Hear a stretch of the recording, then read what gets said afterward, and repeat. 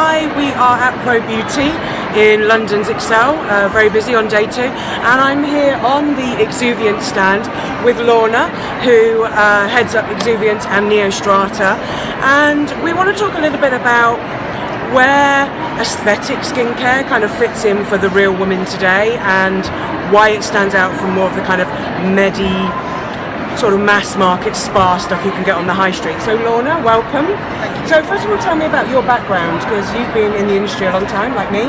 I have indeed, yes. I specialised in dermatology in the NHS back in the 1980s, joined the aesthetic industry in the middle of the 1990s, so I've been around for 20 years or so.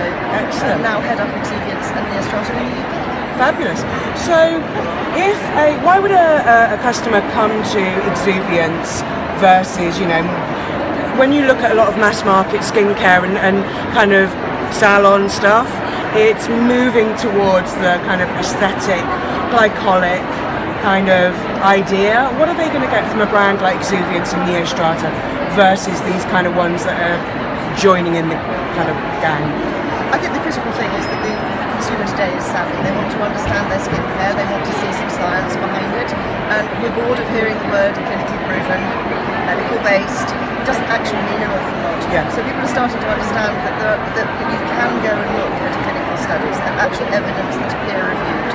That's what is behind Exuviance and Neostrata. So the core ingredients are glycolic acid you've mentioned. Yes. Glycolic acid was actually discovered by 2 doctors, Dr. Van Scott and Dr. Yu. They're the guys who own the Neostrata company and the Exuviance brand. Interesting. Okay. So back in the 1970s they discovered how this ingredient worked. A lot of people think that glycolic acid thins the skin, but it doesn't. What it thins is part of the skin, the part of the skin called the stratum corneum. Now, stratum corneum is a brilliant barrier. It's part of the barrier, and we really need it. We don't need too much of it. Yes, As we it age, we get more thickens. of it. Absolutely. Yeah. So glycolic acid thins that bit, but it increases the total depth of the skin by between 16 and 25%, depending on what dose you're using. Yeah. So it's a really clever ingredient because it's kind of a weed and feed principle. So you weed out what you don't need and you feed what you do need. That's what glycolic acid can do. Glycolic acid is the first generation of 3 generations of hydroxy acids. Alpha, which is glycolic acid, lactic acid, tartaric acid, a few of them. And then we've got the second generation, which is called polyhydroxy acids. And they're amazing because they're slightly bigger molecules, do exactly the same as glycolic acid, but they do so much more. They bring more hydration to the skin. Okay. They're slightly bigger molecules, so they penetrate more slowly, so you don't get that slight sensitization you can get sometimes with glycolic. So you can use this for patients, you can use the polyhydroxy acids for patients who've got sensitive skin, rosacea, So more buffered kind of thing. post-treatment. It's not actually more buffered, it's a completely different chemical entity. Okay. So it's a completely different chemical structure. It's called gluconolactone, and it's brilliant at dealing with glycation. So as we age, our skin is attacked by UV, which is kind of like burning the skin, boiling the skin, and it affects the way the skin works. So antioxidants help with that. Yeah. But then we get sugars attacking the skin, which is the skin caramelizing, in that process, really. And gluconolactone is one of the very best chemical entities. It's going to protect against glycation, stop glycation. Interesting.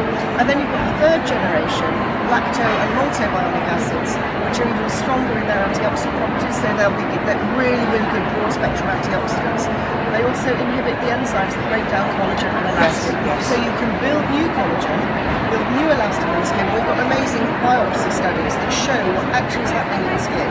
They do all of that and they make it last longer, so you're building more collagen and that collagen's lasting longer, so you've got a lovely plump skin. Because you're doing the same things as a glycolic as well, so you're resurfacing, that surface glow comes back. So really multitasking ingredients. One more question quickly. As I think with most people's nature is when they kind of get onto a good thing or there's a bit of a skincare trend, people tend to, and it's something that I'm always advising against, do it, but then go that extra step and do a bit too much. And scarily people can get kind of acid peels online and that kind of thing. What's your advice if somebody is looking for, they have a home use, maybe a kind of acid toner or an acid pad, great. What's your main advice if they want to go that one step further for kind of refreshing the skin with a peel? Look for the right professional. Go to somebody who really knows what they're doing, somebody with a huge amount of experience, and somebody who can explain the science and technology clearly, simply, easily, and then you get amazing results. Good. And obviously these guys were the ones that founded it. So, absolutely. So there you go. Absolutely. So thanks so much. Very interesting. You can go online and search for Exuviance and Neostrata and then find your nearest salon. Thank you. Bye.